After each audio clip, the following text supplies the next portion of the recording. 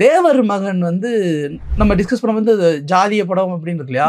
ஆரம்பத்துல வந்து அது ஜாதிய படம் பேரை வச்சுட்டு ஜாதிய படம் நினைச்சுதான் எல்லாருமே போனாங்க. தென் மாவட்டங்கள்ல நிறைய இடங்கள்ல நான் சின்ன வயசுல இருக்கும்போது வண்டி கட்டி போனவங்களா இருக்காங்க. அப்ப நமக்கு ஒன்றும் புரியல. நம்ம ஒரு மெச்சூரிட்டி வந்ததுக்கு அப்புறம் தான் அது என்ன சொல்ல வருதுங்கிற ஒரு விஷயம் புரியும். எல்லாருக்கும் பிடிச்ச பாட்டு அந்த கண்மணி அன்போடு காதல நான். அது என்னன்னா அது பெண்களுக்கு பிடிச்ச பாட்டு. அன்றைய இளவட்ட பெண்கள் எல்லாருக்குமே வந்து கண்மணி அன்போடு காதலன் நான் நான் நான் நாளா வந்து எனக்கு இப்ப வார்த்தையே கூட தெரியாது. அதையும் தாண்டி புனிதமானது போல சுடுகாய் சுடுகாய்லாம் சொல்லிட்டு எங்க அம்மா விழுந்து சிரிப்பாங்க. அது புனிதமானது ஆடி.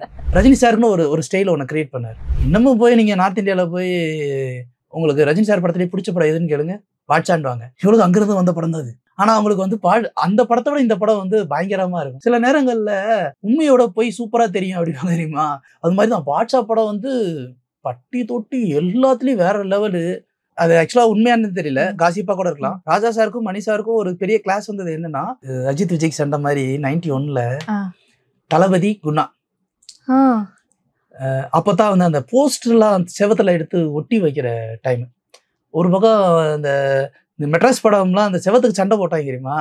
அப்பெல்லாம் செவத்துக்கு சண்டை போட்டது என்ன தெரியுமா, இந்த இடத்துல ரஜினி சார் ஒரு போஸ்டர் ஒண்ணு ஒட்டுற, ஏதாவது ஒரு செவத்துல வீட்டு செவத்துலயும் அந்த இடத்துல ஒண்ணு ஒட்டியாச்சுன்னா இந்த இடத்துல கமல் சாரோட இது ஒட்டி ஆகணும். அதை எவனாவது கொஞ்சம் எக்ஸ்ட்ரா ஆக்குபை பண்ணிட்டானா சண்டை.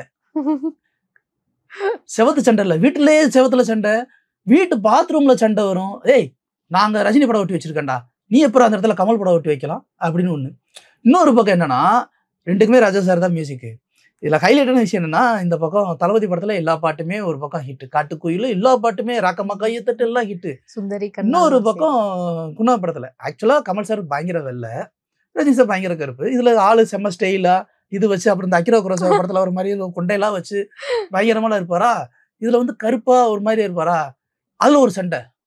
என்னடா கமல் ஏதோ பைத்தியக்கார மாதிரி கருப்பா மண்டை முடி வெட்டு ஒரு மாதிரியா இருக்கு, அபிராமி என்னமோ லட்டுக்கு வேண்டாம், ஒரு லட்டு வேணா வாங்கி கொடுத்துட போறேன். என்னடா இது குணா படத்து பயங்கர டிசாஸ்டர், யாருக்குமே பிடிக்கல. என்னடா படம் இது. எல்லாருக்கும் பிடிச்ச பாட்டு அந்த கண்மணி அன்போடு காதலன் நான். அது என்னன்னா அது பெண்களுக்கு பிடிச்ச பாட்டு. அன்றைய இளவட்ட பெண்கள் எல்லாருக்குமே வந்து கண்மணி அன்போடு காதலன் நான் நான் நான். நாளா வந்து எனக்கு இப்ப வார்த்தையே கூட தெரியாது. அதையும் தாண்டி புனிதமானது போல சுடுகாய் சுடுகாய்லாம் சொல்லிட்டு எங்க அம்மா விழுந்து சிரிப்பாங்க. அது புனிதமானது ஆடி. இந்த பக்கம் தளபதினா நம்ம எல்லாரும் வந்து ஒரு கர்ச்சீஃப் அந்த இடத்துல கட்டிட்டு காட்டுக்குயிலே மனசுக்குள்ள அந்த பாட்டி ஒண்ணு ஆடு தெரியுமா. நம்மளாம் சும்மா நம்ம எங்க அப்பா தான் ஒண்ணு இருக்கும், ஜாக்கெட் போடாத எங்க அப்பா தான் பிடிச்சி கூப்பிட்டு வச்சு இந்த ஆடு, இந்த மாதிரி ஆடு, அந்த மாதிரி ஆடு, ஏன்டா கொடுமைப்படுத்துறீங்க எங்களை அப்படின்னு. ஸோ அது ஒரு ஃபன்னி மூமெண்ட். ஆனா குணா படம் வந்து அப்ப பெருசாலாம் பார்க்கல, ஆனா இப்ப பார்த்தா உட்காந்து அழுகுறோம். இப்போ பார்க்காத கேடிவில எல்லாம் போட்டா பார்க்காத ஆள் இல்ல. இன்னொரு விஷயம் சொல்லட்டுமா, குணா படத்தோட இன்ஸ்பிரேஷன் தான் காதல் கொண்டேன் படம். கண்டிப்பா எல்லாமே அங்க இருக்கும். அழியாத கோலங்களோடைய இன்ஸ்பிரேஷன் தான் துள்ளுவதோ இளமை. செல்வராகவன் எங்க இருந்து இன்ஸ்பயர் பண்ணியிருக்காருன்றத டிட்டோவா நீங்க பார்க்கலாம். குணா படத்தோட டோட்டலா அப்படியா இருக்கும். கொடைக்கானல் அங்க போறது, அங்க சாகுறது, காதலுக்காக இவர் எல்லாம் பண்றது, அந்த இடத்துல நெஞ்சோடு கலந்துற அந்த கேண்டில் லைட்டு, இதே மாதிரி எல்லாமே இருக்கும். அவன் அசேலம்ல இருந்து வந்திருப்பாரு, இவரும் அசேலம்ல இருந்து ஒண்ணு வந்திருக்காரு. அங்க ஒரு ட்ராஜடி நடந்திருக்கும், எல்லாமே இருக்கும். ஆக்சுவலா குணா படத்துல கொண்டாடப்பட வேண்டியவங்க ரேகா. அதுலயே 2 ஹீரோயின் இருப்பாங்க. உன்னை நான் அறிவேன்னு ஒரு பாட்டு, இன்னும் என்னை யார் அறிவா அப்படிங்கிற ஒரு பாட்டு இருக்கும். அந்த பாட்டு வந்து ரேகா தான் கடைசி வரைக்கும் மென்டலி ரிட்டார்டட் அப்படின்னாலுமே வந்து லவ் பண்ணிக்கிட்டே இருப்பாங்க, காப்பாத்தன்னு ட்ரை பண்ணிட்டு இருப்பாங்க. உண்மையான லவர் யாருன்னா ரேகா தான். நம்ம எல்லாரும் அபிராமின்னு சொல்லி இங்க ஓடிக்கிட்டு இருக்கோம்ல, உண்மையான லவர் வந்து ரேகா தான். நம்ம இந்த அதர் சைட் ஆஃப் தி காயினை யோசிக்கிறதே கிடையாது. அவங்களோட லவ் வந்து ஒரு பியூர் லவ்ல ஆக்சுவலா அவங்கள தானே அக்செப்ட் பண்ணிருக்கணும். ஆமா அக்செப்ட் பண்ணிருக்க மாட்டாரு. அவங்க வந்து ஒரு இலை மதுவா இருப்பாங்க, பட் இவர் வந்து உங்க மேல ஒரு பாசமா இருப்பாங்க, கடைசி வரைக்கும் கூடவே வச்சுக்கணும்னு ஆசைப்படுவாங்க, குழந்தை மாதிரி பார்த்துப்பாங்க. அது நம்ம யாருமே யோசிக்க மாட்டோம், கொண்டாடவே இல்லையே, பார்க்கவே இல்லையே. ரேகா இருக்காங்கன்னாலே ரேகா இருக்காங்களாங்கிற மாதிரி தானே இருக்கு. அதே மாதிரி தளபதியிலேயே ஒரு சம்பவம் இருக்கு. அது ஆக்சுவலா உண்மையானு தெரியல, காசிப்பா கூட இருக்கலாம். ராஜா சாருக்கும் மணி சாருக்கும் ஒரு பெரிய கிளாஸ் வந்தது என்னன்னா, பானுப்பிரியா அவர்களும் ரஜினி சாரும் வந்து வைடா வைடா அப்படின்னு மம்முடி சார் கத்து வரல, கூட்டு வைடா அப்படின்னு உடனே போய் வச்சுட்டு வரல, என் நண்பன்ல சூரிய வைடா வைடா அப்படின்னு போய் வச்சுட்டு வீட்டுக்கு கூட்டு வருவார்ல. அப்ப கூட்டு வரும்போது ஒரு ஹம்மிங் ஆரம்பிக்கும். அந்த இடத்துல ஒரு பாட்டு கேசட்ல இருந்துச்சு, இப்ப வேணா யூடியூப்ல இருக்கும். புத்தம் புது பூ பூத்ததோ அப்படின்னு ஒரு பாட்டு. இந்த பாட்டு வந்து அவங்க 2 பேரும் புதுசா வராங்க. ஒரு புது லைஃப் ஒண்ணு உருவாக்குறாங்க அப்படிங்கிற மாரி ராஜா சார் ரொம்ப உருகி ஒண்ணு பண்ணியிருப்பாரு. அந்த பாட்டு வந்து படத்துல இருக்க நீலம் கருதி அத கட் பண்ணியிருப்பாங்க. அதுல தான் ஏதோ ஒரு கிளாஸ் ஆச்சு அப்படிங்கிற ஒரு விஷயம் நான் கேள்விப்பட்டேன். ஆனா ராஜா சார் எவ்வளவு ஜீனியஸ் தெரியுமா?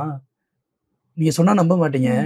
அந்த பாட்ட, அந்த டோன அதுக்கப்புறம் கிட்டத்தட்ட ஒரு 10, 15 வருஷம் கழிச்சு ஒரு படத்துல யூஸ் பண்ணாரு. என்ன படம்? அப்படியா? எல்லாரும் அந்த பாட்டையும் கேட்டோம். ஆனா நமக்கு அது இந்த படத்துல இருந்து தான் வந்துச்சு அப்படிங்கிறதே தெரியாது. என்ன பாட்டு சார்? பிதாமன் பாத்தீங்களா? அதுல இளங்காத்து பிகினிங்ல ஆ. பிறையே பிறையே பிறையே வளரும் வளரும் பிறைன்னு ஒரு பிறை. பாட்டு ஆமா. இருக்கும் தெரியுமா? அதே பாட்டு தான். ஓ! நீங்க வேணா இப்ப புத்தம் புது பூத்தது அந்த பாட்டை எடுங்க. பிறையே பிறையே எடுத்துக்கங்க. கிட்டத்தட்ட சேம். அந்த சாயலா டியூன இருக்கும். அப்படியே எடுத்திருப்பாரு.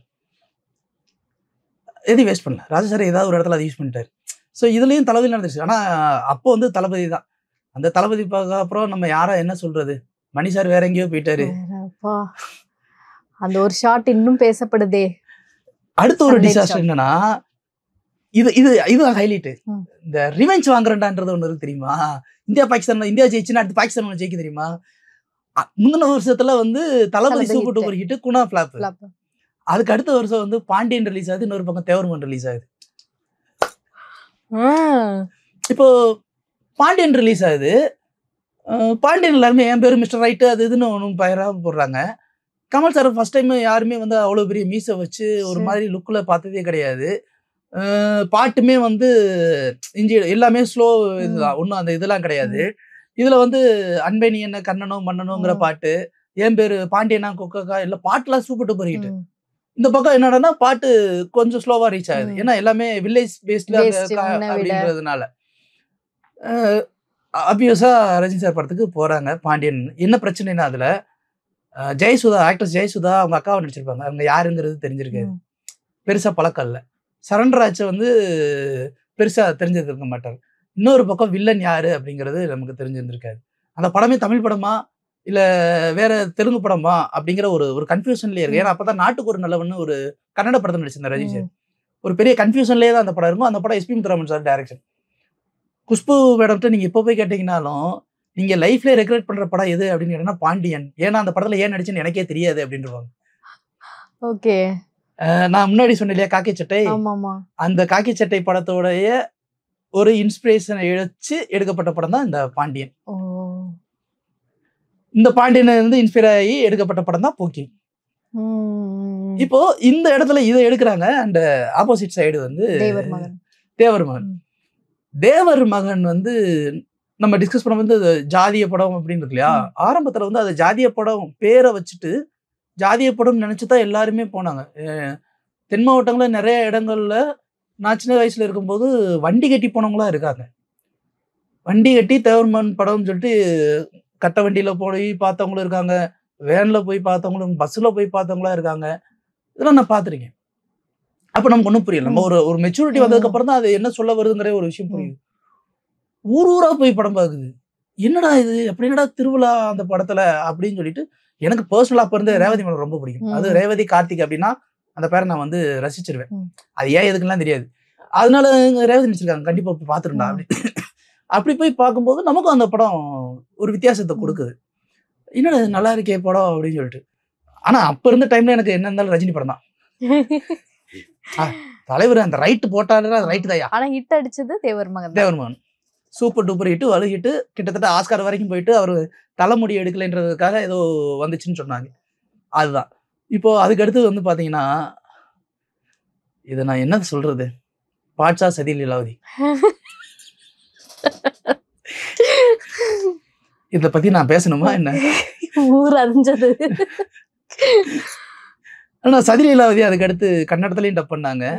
அங்கேயும் சூப்பர் டூப்பர் ஹிட் ஆச்சு. ரொம்ப வருஷத்துக்கு அப்புறம் கமல் சார் பண்ணாரு. பாலுமேந்திரா சார் அடிக்கடி ஒன்று சொல்லுவார். நான் பர்சனலாக பழக்கம் இருக்கும்போது படிச்சுட்டு இருக்கும்போது அவர் சொல்லுவார், ஏதோ ஒரு கேள்வி கேட்கும் போது தான் சொன்னார், என் படத்தை பொறுத்த வரைக்கும் கதை ஒன்று, நான் திரைக்கதையை தான் மாற்றி எடுப்பேன் அப்படின்னு சொல்லி. எப்படி சார் சொல்கிறீங்க அப்படின்னு சொல்லி கேட்கும்போது அவர் சொன்னார், சதி லீலாவதி அப்புறம் வந்து இந்த ஆசை அதிகம் வச்சுன்னு ஒரு பாட்டு வந்துருங்களா, ஆசை அதிகம் வச்சு மறுபடியும் அந்த படம். மறுபடியும் ஐயோ சரிங்களா, ரெட்டைவால் குருவி. சரிங்களா, இது 3மே 2 3 கரைங்க அதுதான். கண்டிப்பா அதுல எந்த மாற்றமும் இல்ல. சரிங்களா, 3மே ஒரே கதை தான்ப்பா.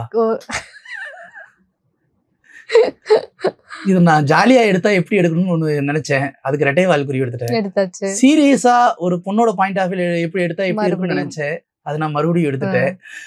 கமல் கேட்டாரு ஏதாவது ஒரு நல்ல நம்ம கோகிலால இருந்து ஒர்க் பண்ணிட்டு ஏதாவது ஒரு படம் பண்ணலாமா அப்படின்னு யோசிக்கும் போது, சரி இதே கதையை வேற ஒரு மாதிரி காமெடியா ஜாலியா 2 பக்கமும் பேசினா என்னன்னு நினைச்சேன், எடுத்துட்டேன் அப்படின்னாரு.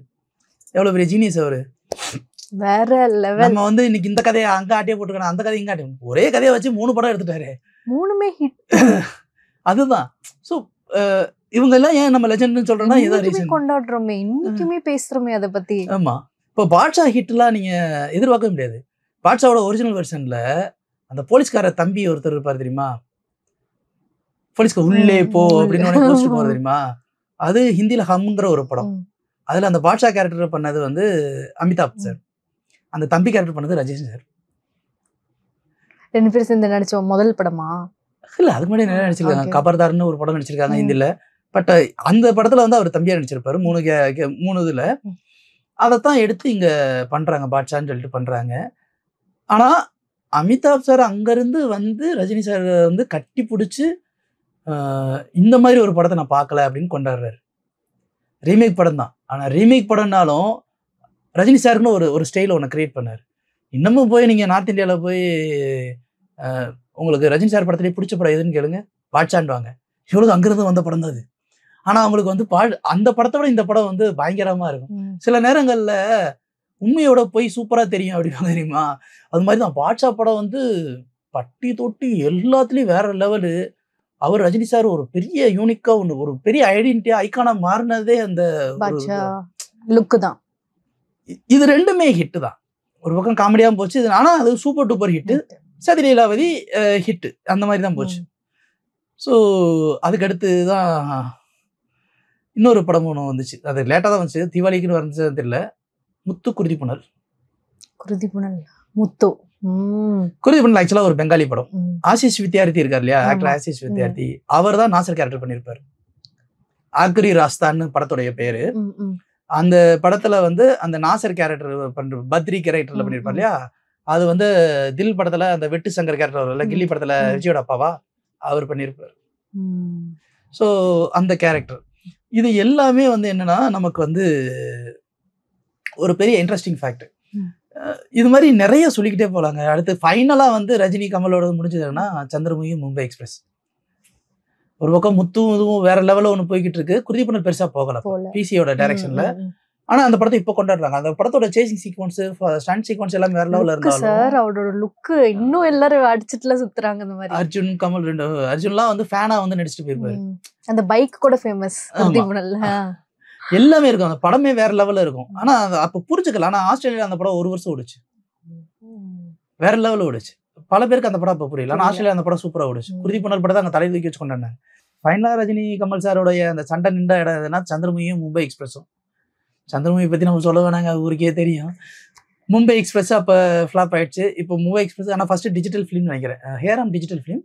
அது வேற ஏதோ சவுண்ட் சிஸ்டத்துக்கு மாத்தி first time Kamal sir try live recording something try பண்ணியிருப்பாரு. அதுல மும்பை எக்ஸ்பிரஸ் வந்து இப்போ பாத்தீங்கன்னா அது செம்ம காமெடி. ஆனா அது பயங்கர ரிஸ்க் எடுத்து பண்ண ஒரு படம். அது அஃபீஷியல் ரீமேக் படம் அது. ஸோ எப்படி இருந்தாலும் அபியூஸா சந்திரமுகி ஹிட் ஆனதால மும்பை எக்ஸ்பிரஸ் எங்க போச்சுன்னு தெரியல. அப்போ கூட வந்து சச்சின் படமும் எங்க போச்சுன்னு தெரியல. அவ்வளவுதாங்க.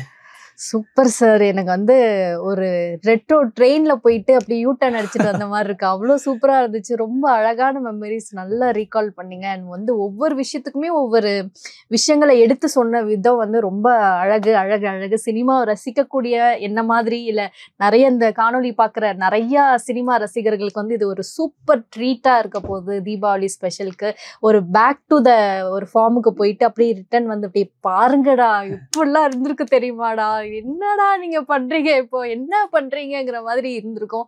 கண்டிப்பா அதை பார்க்கும்போது தெரிஞ்சிருக்கும். ஸோ எனக்கு ரொம்ப இன்னைக்கு செக்மெண்ட் ரொம்ப பிடிச்சிருந்துச்சு சார். இன்னைக்கு நேர்காணல் இணைஞ்சு நிறைய சினிமா சம்மந்தப்பட்ட நிறைய இன்ஃபர்மேட்டிக்கான ஒரு என்டர்டைன்மெண்ட் விஷயங்களை வந்து பகிர்ந்துக்கிட்டதுக்கு ரொம்ப நன்றி. தேங்க்யூ.